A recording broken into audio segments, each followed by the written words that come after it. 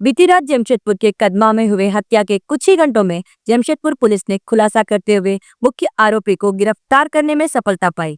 घटना के बारे में जानकारी देते हुए सिटी एसपी कुमार शिवाशीष ने बताया, मृतक तौफीक उस गौरा खुद अपराधी था।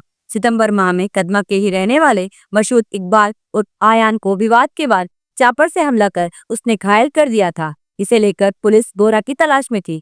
इसी हमले के बदले स्वरूप आयान ने बीती रात चापर और गोली मारकर उसकी हत्या कर दी, जिसके बाद पुलिस ने त्वरित कार्रवाई करते हुए शहर से भागने के पूर्व ही उसे गिरफ्तार कर लिया। उसकी निशानदेही पर एक पिस्टल भी बरामद की गई। आरोपी आयान ने बताया कि अगर वह गोरा को नहीं मारता तो वह उसकी हत्या कर देता। एसपी ने बताया कि इस घटना में शामिल अन्य अभियुक्तों और साजिशकर्ता को भी जल्द गिरफ्तार कर लिया जाएगा, जिसके लिए लगातार छापेमारी की जा रही है। आइए जानते हैं इस संदर्भ में और अधिक विस्तार से। रात लगभग 10 बजे कदमा पुलिस को सूचना मिली थी कि तौकीर उर्फ गोरा के ऊपर गोली चली है शास्त्री नगर में, मस्जिद के पीछे। इसमें हमने जितना जल्दी हो सका उसको हॉस्पिटल रश किए, बट टीएमएच में उसको ब्रॉड डेथ डिक्लेयर कर दिया गया था। इसमें आपको ये बता दें कि इसमें आपने जितना जल्दी हो सकता है एक एसआईटी बनाई थी और उसको लिख करने थे कदमा थाना प्रभारी रवीश चंद्र सिन्हा। उसमें जल्दी कार्रवाई करते हुए टेक्निकल एविडेंस और ह्यूमन इंटेलिजेंस को लेकर हमें आइडिया लग गया था कि जो घटना करने वाले वो कहाँ भागे हैं।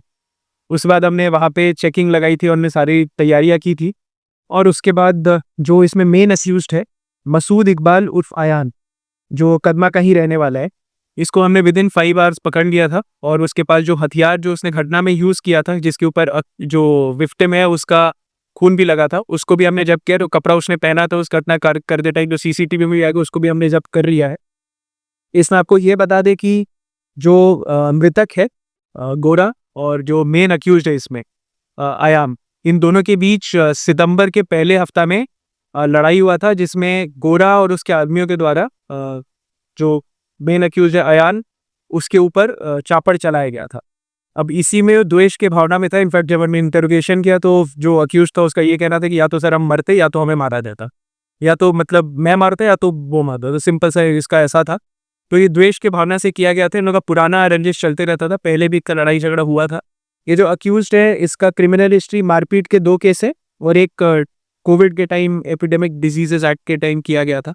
इसमें आपको ये बता दें कि जो दोनों केस हैं, दोनों जो पार्टीज हैं, दोनों इसमें क्रिमिनल हिस्ट्री वाले हैं।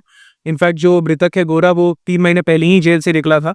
और उससे एक और केस जो हमने बताया आयान के ऊपर जिसमें चापड़ चला, तो उसमें हम लोग उसको खोज रहे थे। बट इस इंसिडेंट को हमने काफ़ी सीरियसली ट्रीट किया। विदिन 5 आवर्स जो मेन अक्यूज है उसको हथियार के साथ ये कर लिया है।